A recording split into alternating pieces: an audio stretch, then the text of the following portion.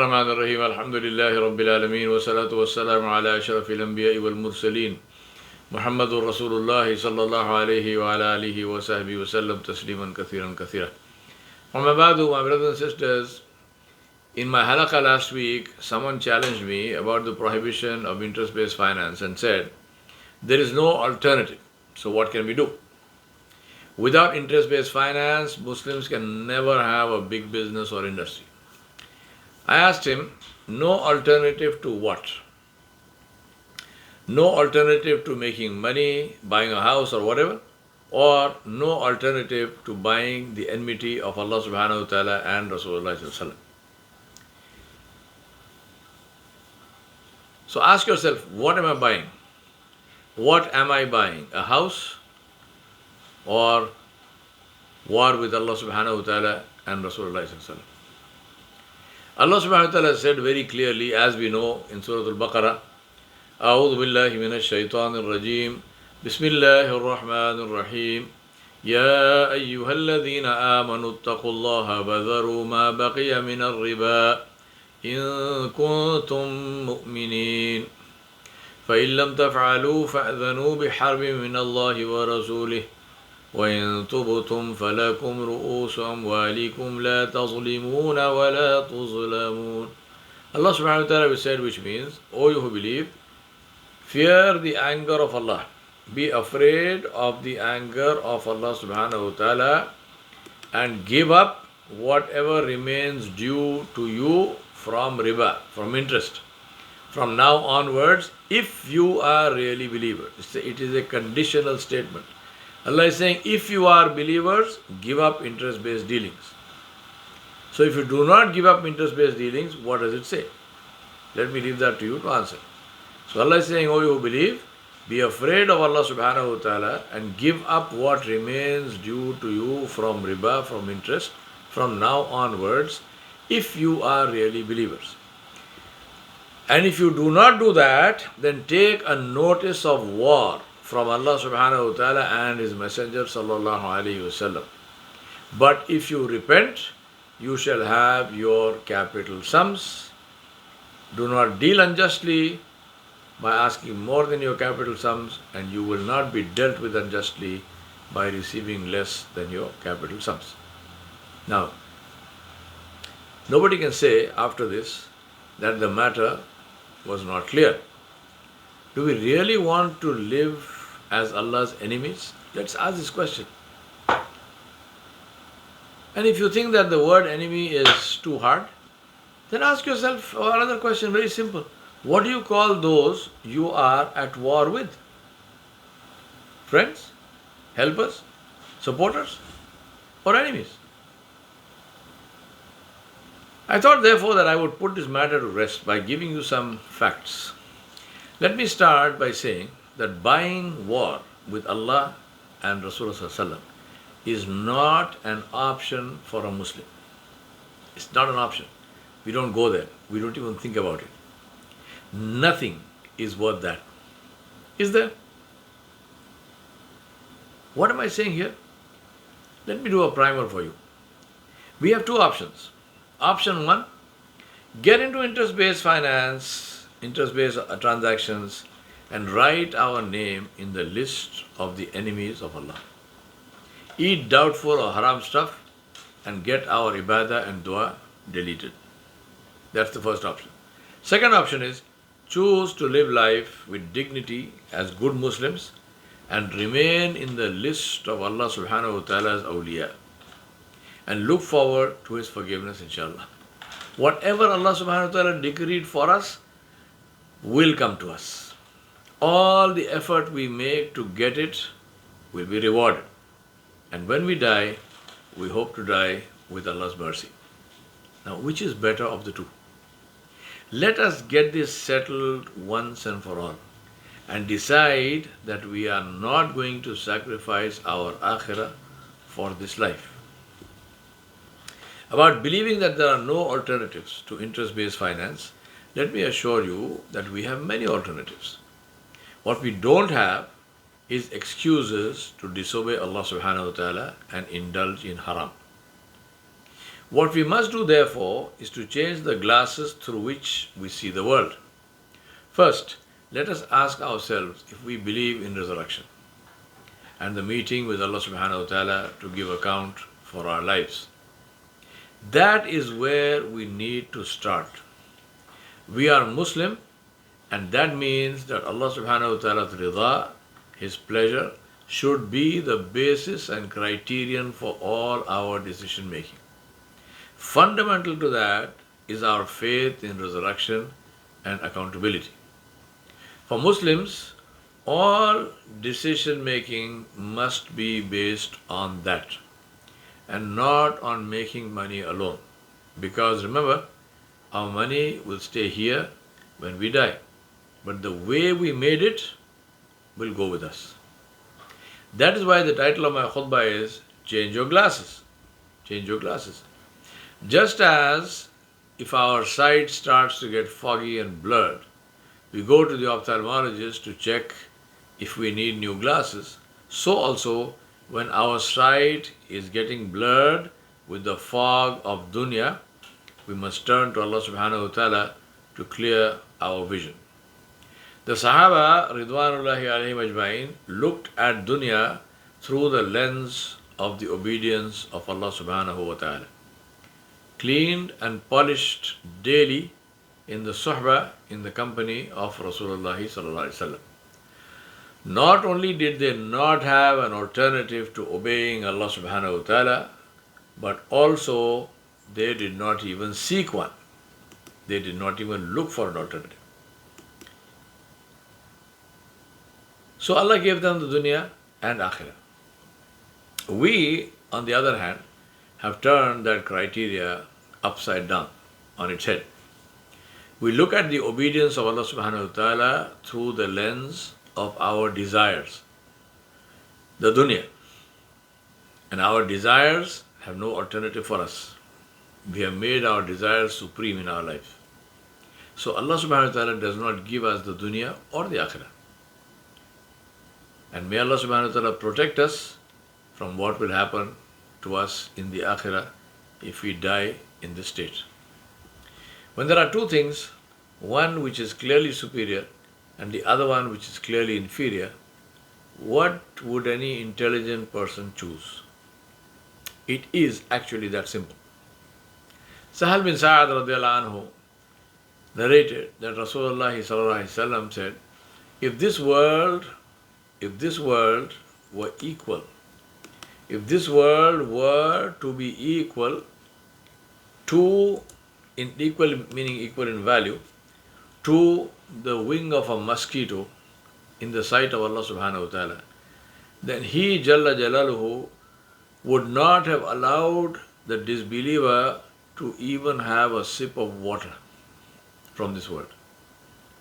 But Allah gives wealth, unlimited wealth, to people who not only do not believe in Him, but who actually abuse Him and who actually say all kinds of things about Him.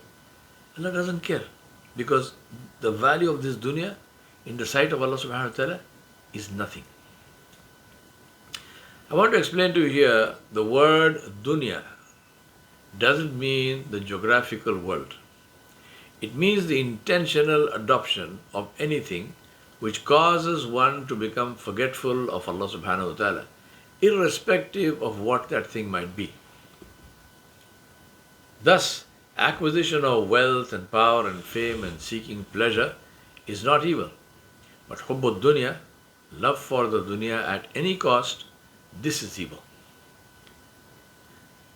Thawban radiallahu anhu narrated that Rasulullah sallallahu alaihi wasallam said, the people will soon summon one another to attack you, as people when eating invite others to share their dish. Someone asked, will that be because of our small numbers at the time, Ya Rasulullah sallallahu alaihi wasallam? He replied sallallahu alaihi wasallam, no, you will be numerous at that time, but you will be like scum and rubbish that is carried down by a torrent on the surface, no weight. And Allah will take away fear of you and respect for you and izzah for you from the breasts, from the hearts of your enemy, and insert in there in your hearts wahan. So someone asked, what is wahan ya Rasulullah sallallahu alaihi wasallam?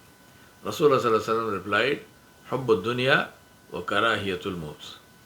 Love of this world and dislike of death.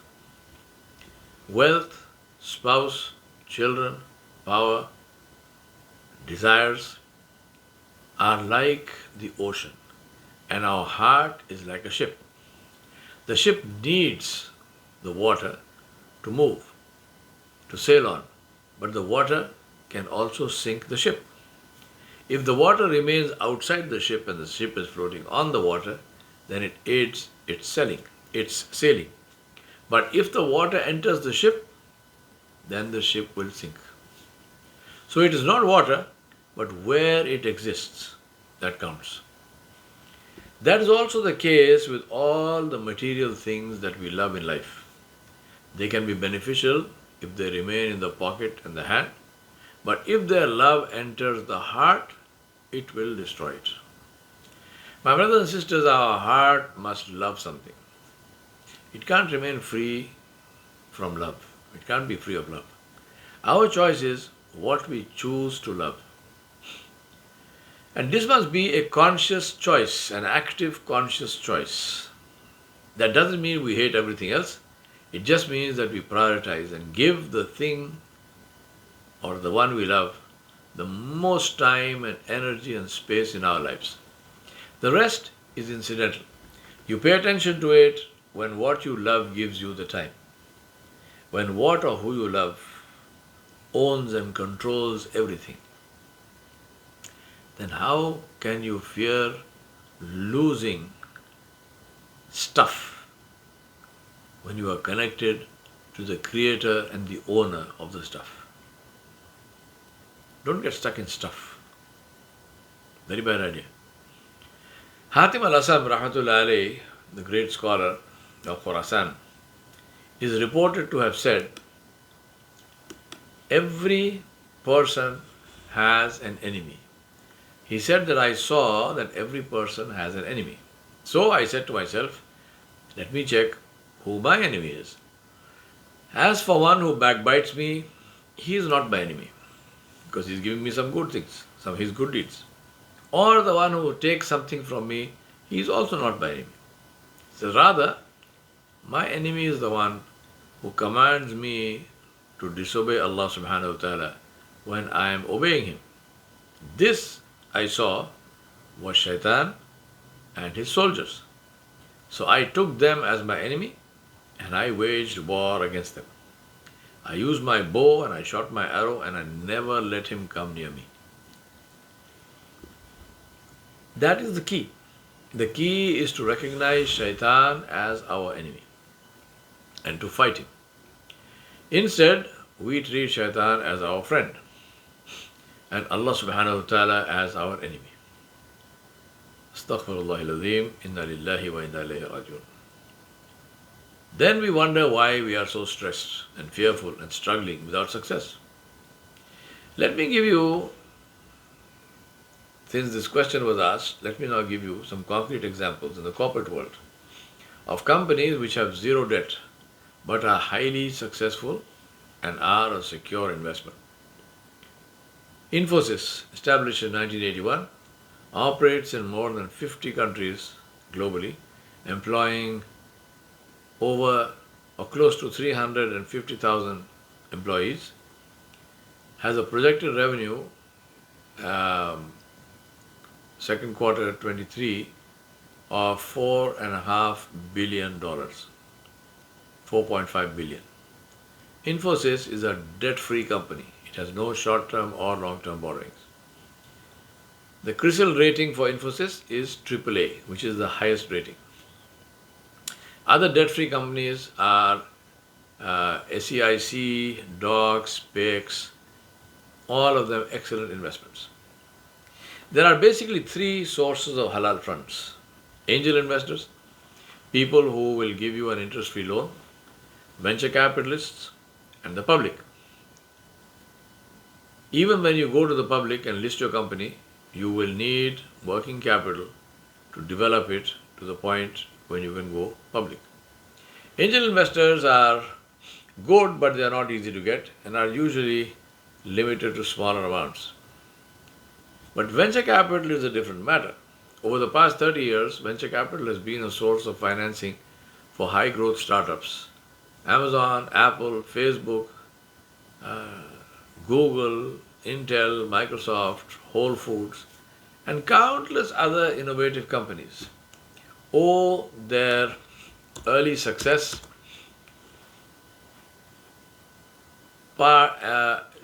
certainly partly and to a big extent to the capital and coaching provided by VCs.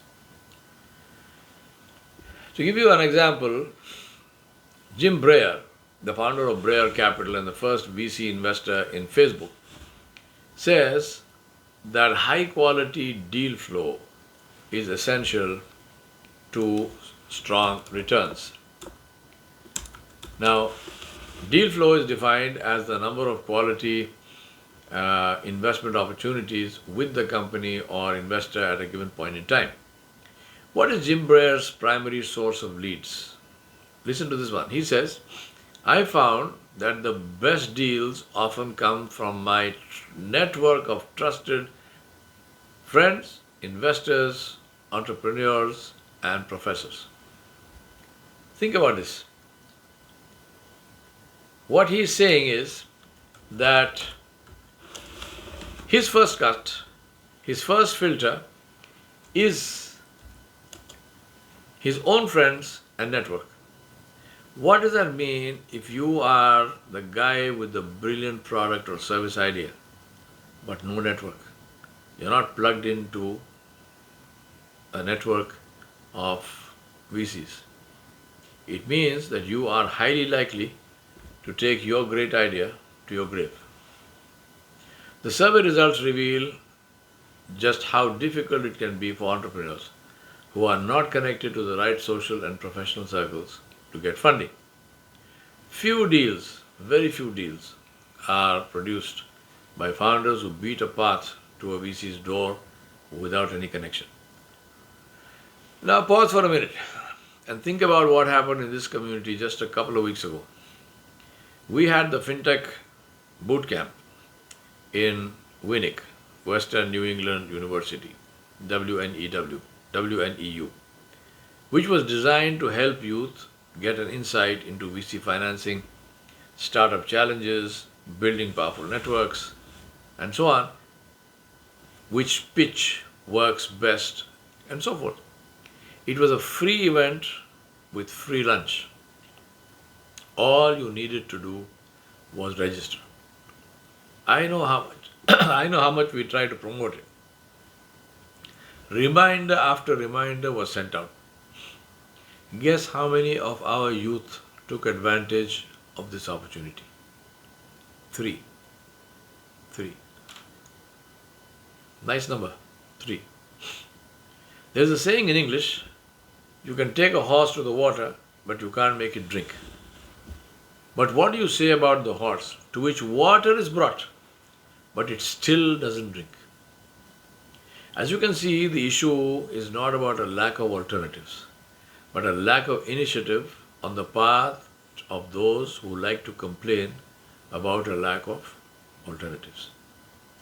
If you have a good idea, you do your homework, create a prototype, test market it, and pitch for halal VC finance, you will get it. You have a good chance of getting it, provided you pitch to the right people, and that depends on the network that you are in.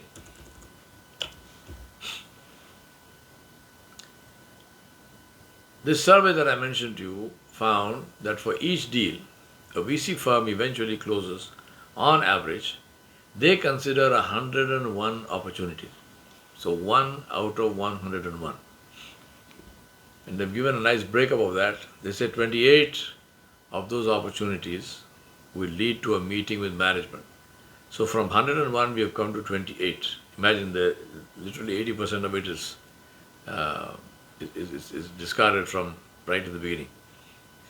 Out of that 28, 10 will be reviewed at a partner meeting. 4.8 will make it to due diligence. 1.7 will move to the negotiation of a term sheet with the startup, and only one will be funded. Right? Don't let it intimidate you. If you are that one, the rest doesn't matter. Some big names who secured VC financing. One was Sabir Bhatia. Have you heard of Sabir Bhatia? You haven't. Have you heard of Hotmail? You have. Sabir Bhatia is the guy who invented Hotmail, the first internet-based free email service. He sold it to Microsoft for $450 million. In those days, it was big money. Vinod Khosla, Sun Microsystems, is another one. What does this tell us about VC financing? High-tech businesses with a strong growth prospect have a high chance of being funded. Traditional businesses with low growth prospects are not likely to make the grade. You must get out of your comfortable boxes and fish in the sea if you want to catch big fish. Encourage your children to develop business ideas. Expose them to networks of the right people. For that, you must free them up from standing at your cash register. On their part, they must use that time doing useful things for their careers and not hanging out with other airheads. There's almost no ceiling to what a VC will fund, provided it excites him. But I have yet to find a VC who finds a gas station or convenience store exciting. Bottom line, halal sources of funds are available if you want to find them and you want to do what it takes. Excuses do not change reality. Being at war with Allah subhanahu wa ta'ala is not a good idea. Going forward, what must you do? Let me address the youth. Make a YouTube video for which you will easily get 10,000 views on the first day, maybe in the first hour. What video? Listen carefully. On a nice, bright, sunny day, take your PlayStation 5 out into the backyard, place it on a flat rock, and take a sledgehammer and smash it. Make sure you set up your camera in advance. I would recommend Welcome to the Jungle of Guns N' Roses as the background music as you pound the PlayStation to powder.